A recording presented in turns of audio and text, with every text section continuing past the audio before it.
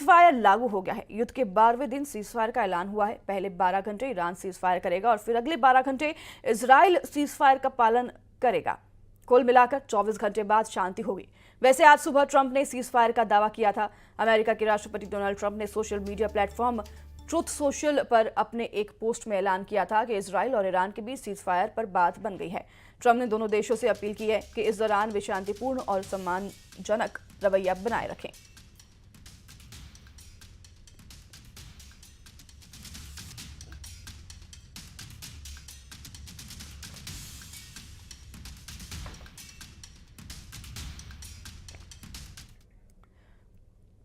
तो अमेरिकी राष्ट्रपति ट्रंप के ईरान और इजराइल के बीच युद्ध विराम के दावे के बाद ईरान ने इजराइल पर ताबड़तोड़ मिसाइलें दागी हैं। ईरान ने इजराइल के रिहायशी शहर बेरशेवा पर मिसाइलें दागी, जिसके बाद बेरशेवा शहर में चारों तरफ तबाही देखने को मिली। कई इमारतें खंडहर में तब्दील हो गई हैं। हमले में 13 इजरायली लोगों के मारे जाने का भी दावा किया जा रहा है, तो वहीं कई लोग लापता बताए जा रहे हैं।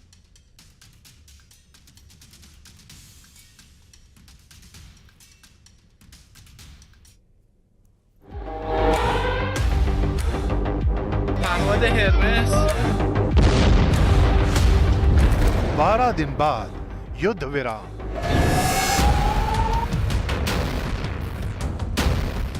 ट्रंप ने किया सीज फायर का ऐलान।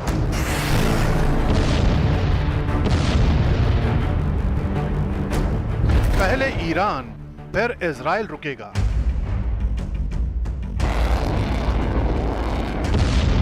रंग लाई कतर की कूटनीति।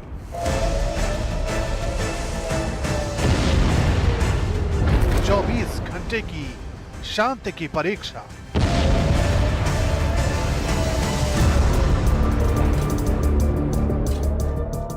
तेरह जून को शुरू हुआ ये युद्ध अब ठंडा पड़ने जा रहा है। ईरान और इजराइल के बीच 12 दिन की लड़ाई के बाद सीज फायर का ऐलान हुआ है और ये ऐलान किसी सरकारी प्रवक्ता ने नहीं बल्कि डोनाल्ड ट्रंप ने किया है। अपने social media platform truth social पर वो भी एक लंबी चौड़ी पोस्ट के जरिए डोनाल्ड ट्रंप ने अपने पोस्ट में लिखा, सभी को बधाई, 6 घंटे बाद दोनों देश अपना अंतिम सैन्य मिशन पूरा करेंगे और फिर 12 घंटे का युद्ध विराम शुरू होगा। ये एक 3 चरणों वाला सीज फायर मॉडल है। पहले ईरान शांत होगा, 12 घंटे बाद इजराइल और 24वें घंटे पर इस युद्ध को आधिकारिक रूप से समाप्त माना जाएगा। इस दौरान दोनों पक्षों को शांत, संयमित और सम्मानजनक व्यवहार बनाए रखने की अपील की गई है। अमेरिका के राष्ट्रपति डोनाल्ड ट्रंप ने यह भी कहा, 12 दिन के युद्ध को खत्म किया।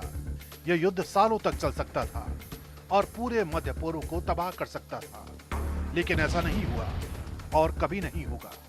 इस सीज़फायर के पीछे एक बड़ी भूमिका रही कतर की मध्यस्थता की। सूत्रों के मुताबिक अमेरिका ने कतर के जरिए ईरान से संपर्क साधा और एक प्रस्ताव तैयार किया, जिसे ईरान ने शर्तों के साथ स्वीकार कर लिया।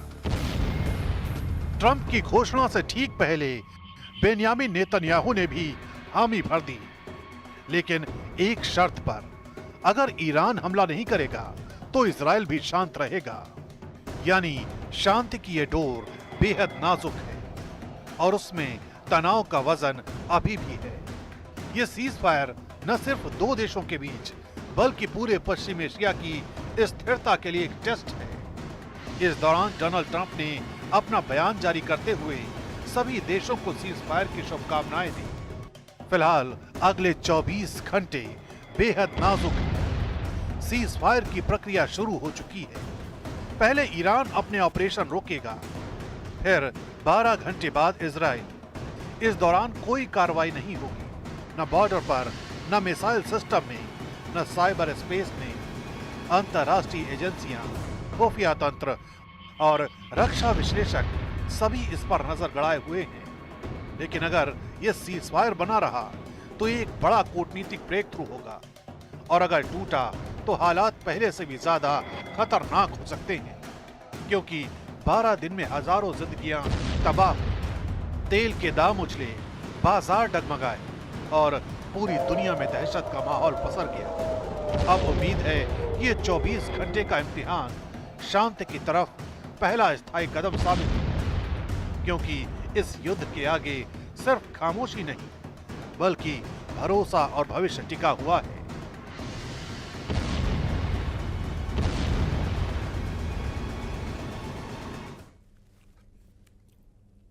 सीज फायर के बाद ईरान ने इजराइल के बेरशेबा शहर पर मिसाइलें दागी, जिसके बाद बेरशेबा शहर में कई इमारतें तबाह हो गईं, जिसमें 13 लोगों की मौत हो गई और कई लोग अब भी लापता बताए जा रहे हैं। ये 3 तस्वीरें अपनी टेलीविजन स्क्रीन पर आप देख रहे हैं बेरशेबा शहर की, जहां पर मिसाइलें दागने के बाद तबाही नजर आ रही है।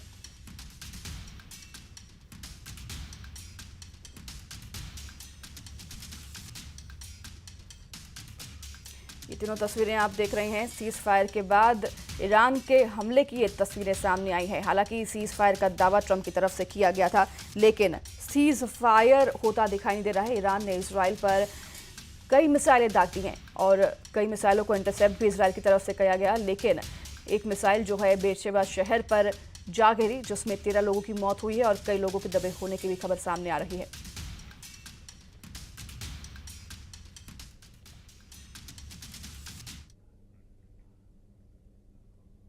सीज फायर का ऐलान आने ही वाला था, लेकिन उससे ठीक पहले ईरान ने कतर में अमेरिकी बेस को टारगेट किया।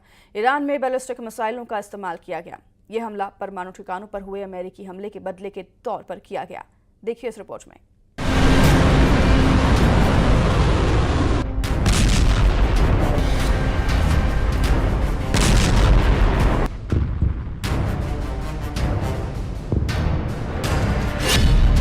ईरान के निशाने पर आए अमेरिकी बेस।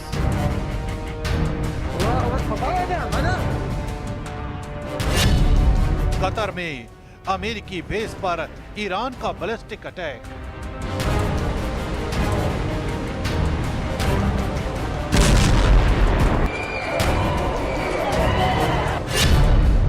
ईरान ने लिया परमाणु साइट पर हमलों का बदला।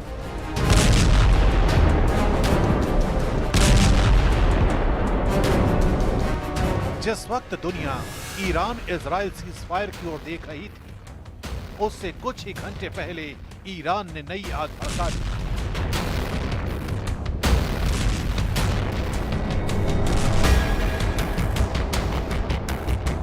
कतर और इराक में स्थित अमेरिकी बेस ईरानी मिसाइलों के सीधे निशाने पर आ गए।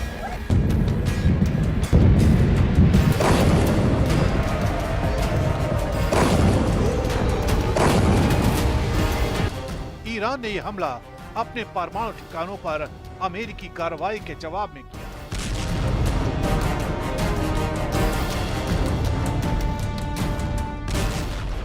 माना जा रहा है कि कम से कम 8 बैलिस्टिक मिसाइलें दागी गई, जिनमें से कुछ अल उदीद एयरबेस कतर और अंसार बेस इराक की ओर दागी गई।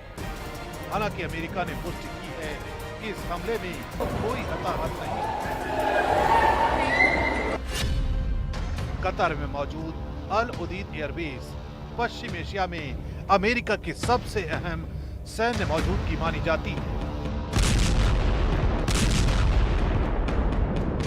इस दौरान तेहरान की तरफ से दावा किया गया कि अमेरिका को सटीक और नियंत्रित जवाब दिया गया, ताकि सिर्फ सैन्य ठिकानों को निशाना बनाया जा सके, न कि आम नागरिकों को कोई नुकसान हो। यही वजह थी कि ईरान ने हमले से पहले कतर को राजनयिकों के जरिए इस हमले की जानकारी दी थी।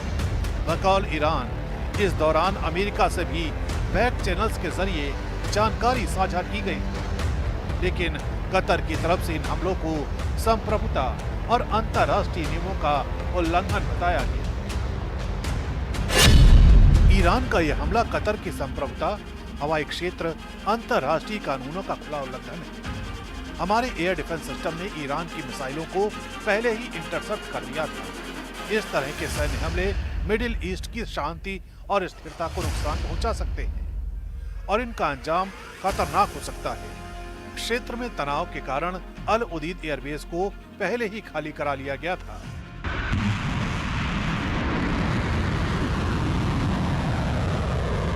केवल कतर ही नहीं, इराक में मौजूद अमेरिकी बेस भी ईरानी मिसाइलों की चपेट में आए। अंसार एयरबेस और एक लॉजिस्टिक पॉइंट को निशाना बनाया गया, जहां अमेरिका और नेटो देशों के सैनिक तैनात होते हैं। इन हमलों के बाद बगदाद और बसरा में रेड अलर्ट घोषित कर दिया गया।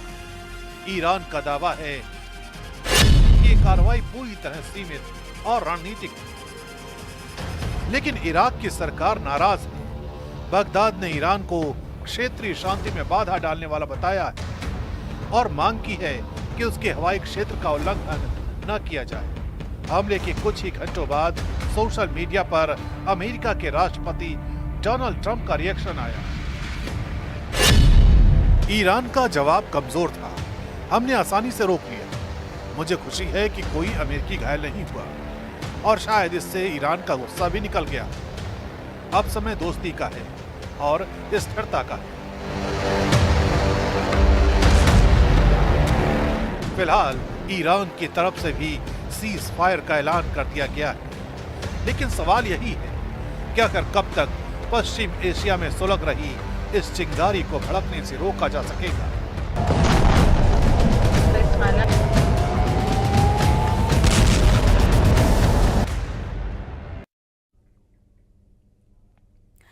और अब बात बैतूल की, जहां एक शख्स के उस समय